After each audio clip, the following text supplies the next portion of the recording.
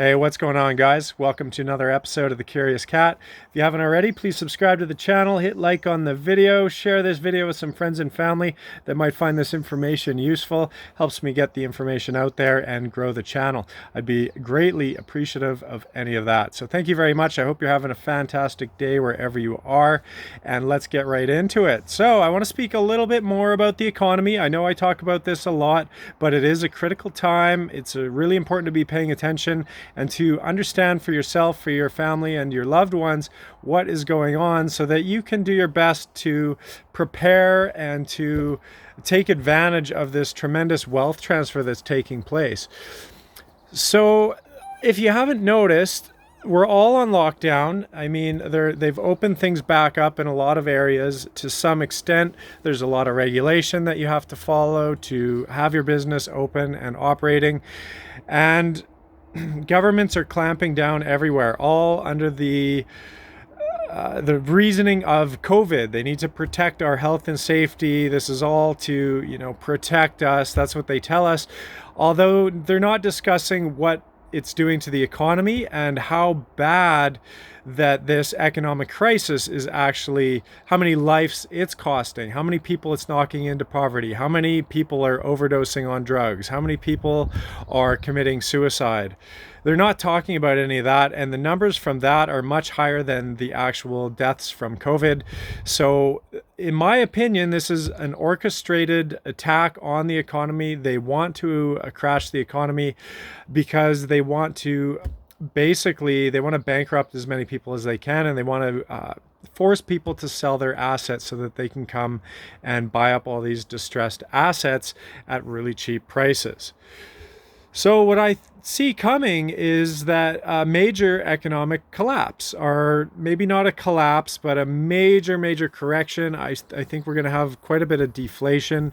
Even though they're printing all this money, I think we're still going to enter deflation because the velocity of money, which is the measurement of how much money is actually changing hands, is way down. So even though they're pumping in record amounts of currency into the economy, and they're giving everyone all this free money, very little of it's actually exchanging hands and very little of it's getting put back into the economy. Everyone's just taking the money and putting it in their bank or tucking it under their mattress or doing whatever. But very little people are actually spending the money. So that shows me that people are nervous and that they're trying their best to stimulate the economy with this phony money they pump in, and it's not working.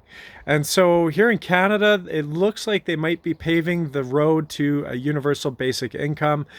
They keep extending this CERB, as they call it, which is basically free money from the government that they're saying they're giving out to help with this economic crisis. And they keep extending it, saying 2 more months, 2 more months, 2 more months. And the reason for that, if they pull this benefit away and they stop giving people money, everything is going to collapse. There's so much debt out. We're in the biggest debt bubble in Canadian history, and we have the second highest amount of debt in the world here in Canada. And the US is, they're in a much better situation than us in Canada, but they still have a ton of debt out as well. And if they pull this emergency response benefit, then the economy will tank. No one is going to be able to afford anything. That's the only thing keeping this whole Ponzi scheme going at this point. And that's why they keep extending it, because they know if they pull it, everything falls apart. And they're also deferring all the mortgage payments. So I think they're extending that to 6 months now. I could be wrong on that. I think they've had 4 months of mortgage deferral. So, people that are in distress, or for certain reasons they can't make their mortgage payments, are able to defer it and tack that on to the end of the loan. So there's all these benefits and this free money being pumped into the system. And that's kind of what's keeping things going right now, because the numbers are insane. 1/5, 20% of the Canadian population is collecting this benefit. 1/5. That's insane. So 1/5 of the country is saying that they can't work and that they can no longer make their payments and all that. So what happens when CERB runs out in the fall or this winter? 20% of the population just doesn't have work and no longer has a source of income. And yet the Canadian stock market continues to climb, and real estate prices are continuing to go up, and buyers are scrambling. People are still buying homes at these record highs, yet the economy has actually completely tanked, and the only thing keeping it up is a handout from the governments. It's absolute insanity. I believe that if and when, I don't even think they're going to be able to take away this benefit, because it'll be absolute disaster if they do. So I think they're going to keep rolling it out and probably try universal basic income here in Canada. As you can see, continue push towards socialism, communism, and complete dependence on the government. They don't want people to have businesses and to be able to provide for their self and their family. They want everyone to be reliant on the government, and for the government to have essentially complete control. They want us all relying on them, so that we're basically at the mercy of them and we have to do whatever they say. And when you have more of a capitalist society and people are able to earn their own money and provide for their own family without the help of the government, then the government isn't able to have as much control, because people don't need the government.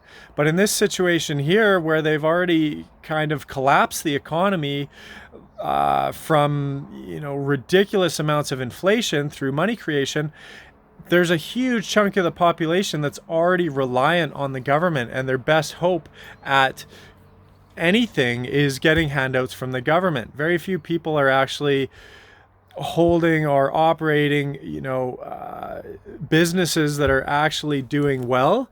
And the ones that are a lot of them are in big trouble because they had huge amounts of debt out. So by collapsing the economy and putting regulation in place that forces everyone to shut down, these businesses aren't able to operate. So then their income shuts down and they have a lot of debt out.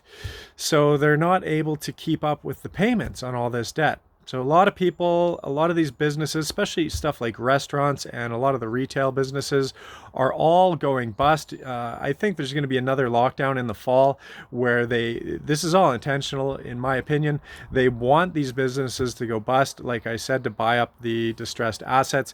So I think we'll see another lockdown in the fall.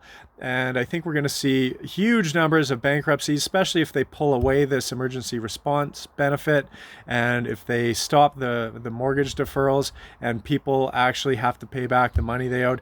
There would be catastrophe in the markets. I think a lot of people would be forced to claim bankruptcy and default on all the money they borrowed.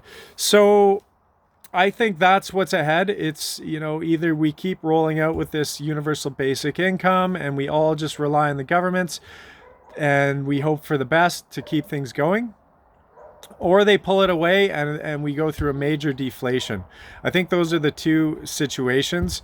And I have a feeling that even if they keep the money printing and pumping free money, phony money into the economy, I think we might still go through deflation just because everyone is so nervous. And they've been doing their best to keep things afloat, but it's still not working. Even though they're giving away all this free money, money isn't changing hands and retail is dying. People are stopping spending. And if we go through a second lockdown in the fall, it's just going to be nuts. Everyone's going to run out of money very quickly. It's insane if you look at the numbers. I can't remember. It's something like 20 or 40% of Canadians are less than $500 away from being bankrupt. If they miss one monthly payment, essentially they can't afford, they're paycheck to paycheck. They can't afford to keep going. Very few people have savings or money set aside to kind of get them through any kind of economic crisis. So this is a major problem. This is what's going on. People are exposed to tons of debt, and they're totally at the mercy of governments and their handouts and how much the government decides they're going to give you. And everyone's just kind of banking on debt forgiveness and mortgage deferrals and all that. Many of the younger generations are holding tons of student loan debt. No one wants to work anymore. They perpetual students, I like to call them. They just keep going back to school and pulling out more debt because that's easy to do when you just sign on a dotted line. They give you more money and you can just tell your whole family, oh, I'm going to school. I'm getting so smart. I have a doctorate. I have a bachelor degree, all this, blah, blah, blah. But no one wants to work. No one's actually willing to, they get out of school and they go and they do a year of work and they see how shitty it is when they're earning, 15 to 20 bucks an hour and their student loan debt is costing them so much. So they think, oh, I just need to get a bit more schooling and then I can earn more money. So it's this trap of continually borrowing and no one's actually working. Everyone just thinks that they're going to earn this money in the future. But what people don't see coming is the potential of the greatest depression we've seen in Canadian history. And that's the point when everyone's going to be trying to pay back this debt, these student loan debts, the mortgage debt, all this. And the economy is going to be crap. And there's not going to be jobs or the money to pay off this debt. So I think there's going to be major troubles. There's going to be major wealth transfer coming up. And there's a lot of stuff going on that just really no one's talking about. No one's willing to look at it. Everyone just wants to bury their head in the sand because it's scary to look at. Another thing that's going on, which I really am frustrated about, is they've taxed us so much money. Especially here in Canada, taxes are average 48% is the amount of tax your average person pays. That's not even including inflation. And they tax us really high for all these social programs. So they do stuff like they build a public washroom or a public concession. And I've seen some of these things. It's like a just 2-stall washroom, one for men, one for women. And they'll charge taxpayers like $2.3 million to build this washroom. So they just rob us through the tax money. They award the contract to friends of theirs. So the friend has a construction company. They award them the contract. This friend just makes 5 times what they actually should on building this washroom, and they pocket the rest of the money. They give a little kickback to the politicians, and that's how this thing works. And then taxpayers are on the hook for the 2.3 million. And so we've been taxed and held accountable to pay for all of this infrastructure, this public infrastructure that they've built. And now they've shut it all down under the name of COVID. Oh, all the washrooms are closed, all the playgrounds are closed. So all the stuff that we were taxed and we had to pay for now is just closed. And a lot of the services that we've had to pay for, you try and get a hold of them now on the line. Oh, sorry, due to COVID, we don't have the personnel to answer the phone. Why can't you have a personnel to answer the phone, which is a remote thing? Everyone's looking for jobs.